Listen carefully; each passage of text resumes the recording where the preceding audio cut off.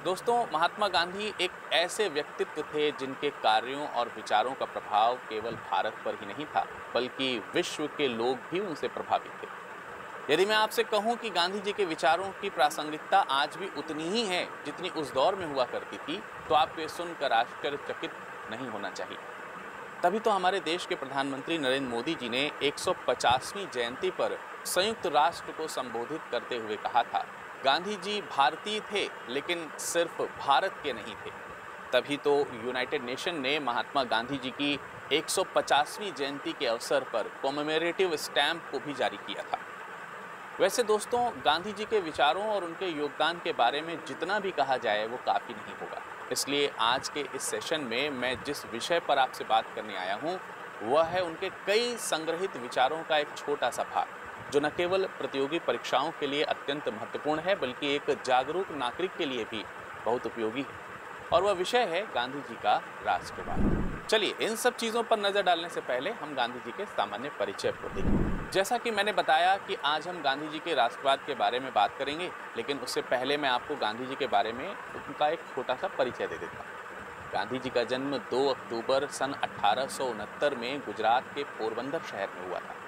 इनके पिता का नाम करमचंद गांधी था और इनकी माता का नाम था बुट्टी। गांधी जी जब केवल 14 वर्ष के थे, तभी उनका विवाह कस्तूरबा बाई मनकी जी से किया गया था, जो आगे चलकर कस्तूरबा के नाम से इतिहास में बची।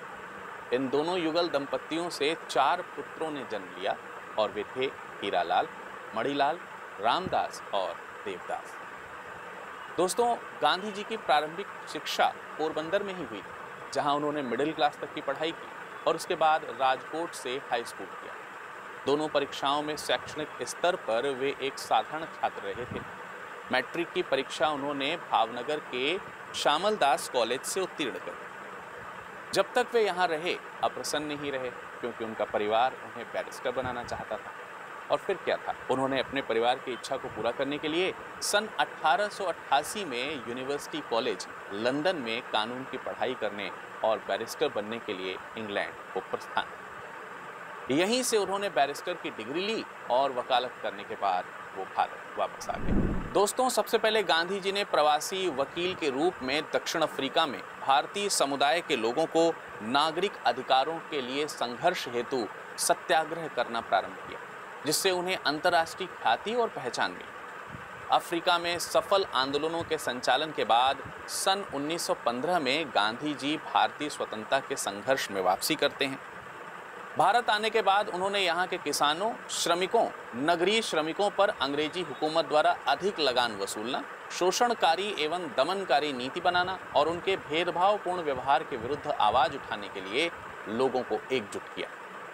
दोस्तों, गांधी जी के लिए 1920 का दशक वो समय था जब उन्होंने भारतीय राष्ट्रीय कांग्रेस की बागडोर संभालने के बाद देश भर में दरिद्रता के लिए मुक्ति दिलाने, महिलाओं के अधिकार का विस्तार, धार्मिक एवं जातीय एकता का निर्माण और आत्मनिर्भरता के लिए अस्पृश्यता के विरोध में अनेक कार्यक्रम चलाए। इन सब में विदेशी राज से मुक्ति दिलाने वाला, स्वराज की प्राप्ति करने वाला कार्यक्रम सबसे प्रमुख था। गांधी जी ने ब्रिटिश सरकार द्वारा भारतीयों पर लगाए गए नमक कर के विरोध में सन 1930 में नमक सत्याग्रह, बाद में 1942 में अंग्रेजों भारत छोड़ो आंदोलन से देश और विदेश में विशेष ख्याति प्राप्त की। हालांकि इस दौरान दक्षिण अफ्रीका और भारत में विभिन्न अवसरों पर कई वर्षों तक गांधी जी को जेल में भी रहना पड़ा। गांधी जी ने सभी परिस्थितियों में अहिंसा और सत्य का पालन किया और सभी को इनका पालन करने की वकालत की। दोस्तों, गांधी जी के सामान्य परिचय के बाद अब इस सेशन की अगली कड़ी में आइए संक्षिप्त में जानते हैं कि राष्ट्रवाद क्या है। फिर उसके बाद गांधी जी के राष्ट्रवाद पर आप सब लोगों का हम ध्यान आकर्षित करेंगे। तो जानते हैं राष्ट्रवाद का अर्थ, यानी मीनिंग ऑफ नेशनलिज्म। दोस्तों, ऐसे देखा जाए तो राष्ट्रवाद की कोई फिक्स डेफिनेशन नहीं है, पर मोटे तौर पर देखा जाए तो राष्ट्रवाद एक ऐसा विचार है जो किसी देश की सीमा के भीतर या बाहर रहने वाले को राजनीतिक, आर्थिक, सामाजिक और सांस्कृतिक पहलुओं पर एक दूसरे को भावनात्मक रूप से जोड़ता है। सही मायने में देखा जाए तो राष्ट्रवाद ऐसी सशक्त भावना है जो किसी राष्ट्र के प्रति उसके नागरिकों की निष्ठा, प्रेम और समर्पण का प्रतीक होती है। आप फ्रांस की राज्य क्रांति से लेकर अब तक के अधिकतर राजनीतिक चिंतन को देख लीजिए, आपको दिख जाएगा कि राष्ट्रवाद किस तरह से इसकी रग रग में बसा है। इसमें कोई शक नहीं कि यह राष्ट्रवाद की भावना ही है जो किसी देश के नागरिकों की एकता बनाए रखने के लिए प्रेरित करती है, उन्हें अपने सांस्कृतिक मूल्यों से उन्हें प्यार करना सिखाती है और इसके साथ साथ खुद से पहले राष्ट्र को अहमियत देने की प्रेरणा देती है।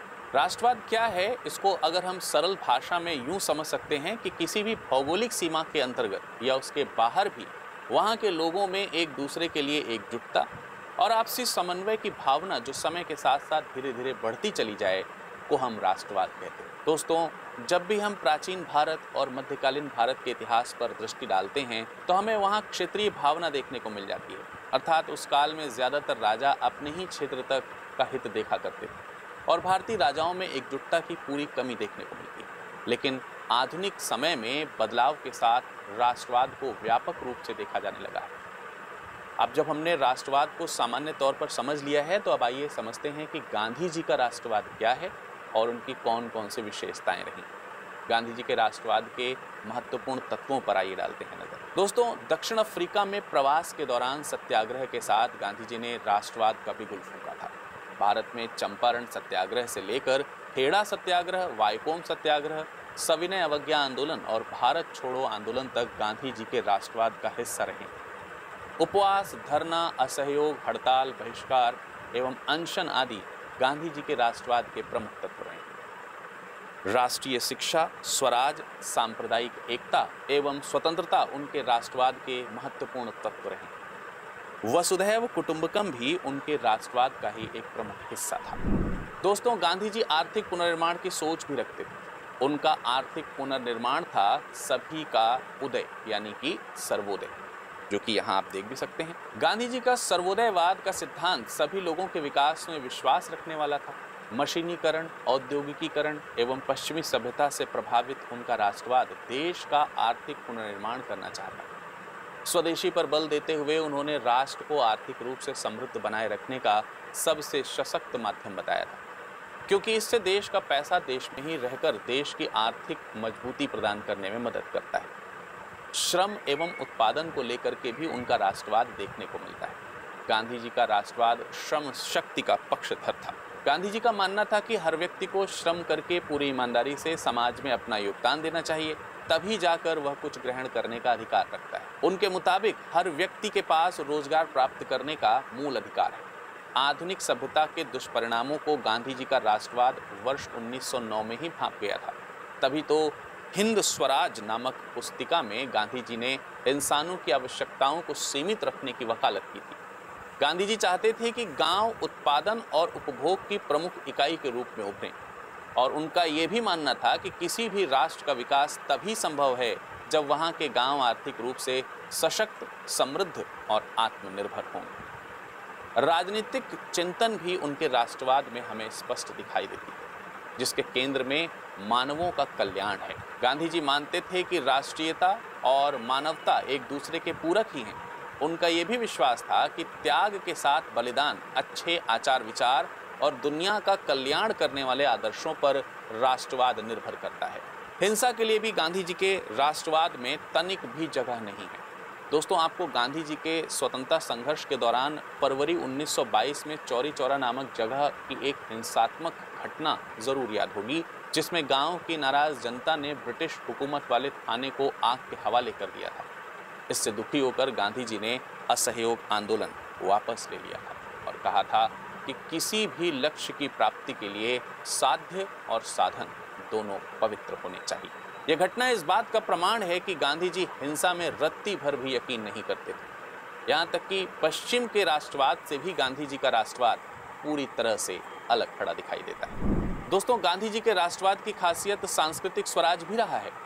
राष्ट्रीय भाषा की वकालत करना, राष्ट्रीय शिक्षा पर बल देना, राष्ट्रीय एकता को प्रोत्साहित करना और स्वदेशी अपनाने पर जोर देना, ये सभी उनकी पुष्टि करते हैं। यही वजह है कि छुआछूत के उन्मूलन, स्वदेशी आंदोलन को प्रोत्साहन, खादी का प्रचार प्रसार, मद्य निषेध, शिक्षा के प्रचार प्रसार एवं महिला सशक्तिकरण जैसे रचनात्मक कार्यों को उन्होंने अपने स्वराज आंदोलन में शामिल कर लिया था।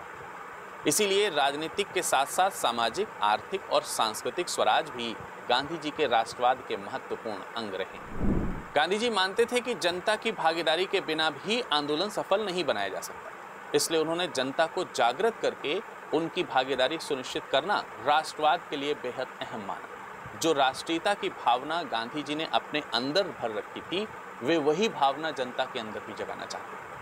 गांधी जी ने उसके दम पर ही भारत को अंतर्राष्ट्रीय स्तर पर एक अलग पहचान दिलाने का सपना देखा था। गांधी जी का राष्ट्रवाद मानता है कि राष्ट्र और जन के बीच की दूरी को पाटे बिना कोई भी राष्ट्र सशक्त नहीं हो सकता। मैंने सीखा है कि साहस भय की अनुपस्थिति नहीं, बल्कि उस पर विजय है। बहादुर वह नहीं है जिसे डर नहीं लगता, बल्कि वह है जो उस डर को जीत लेता है। नेल्सन मंडेला का यह कथन है।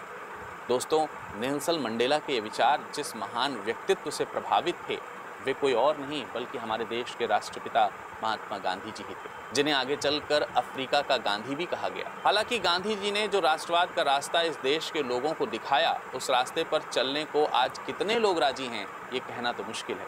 मगर ये भी एक सच है कि वर्तमान वैश्विक परिदृश्य में गांधी के राष्ट्रवाद यानी गांधीयन नेशनलिज्म का कोई विकल्प नहीं है। दोस्तों, आज के कार्यक्रम में जिस महान शख्सियत और उसके राष्ट्रवाद को हमने बताया है, उसकी यूपीएससी में क्या महत्वता है, इसका अंदाज़ा वर्ष 2023 में मुख्य परीक्षा में पूछे गए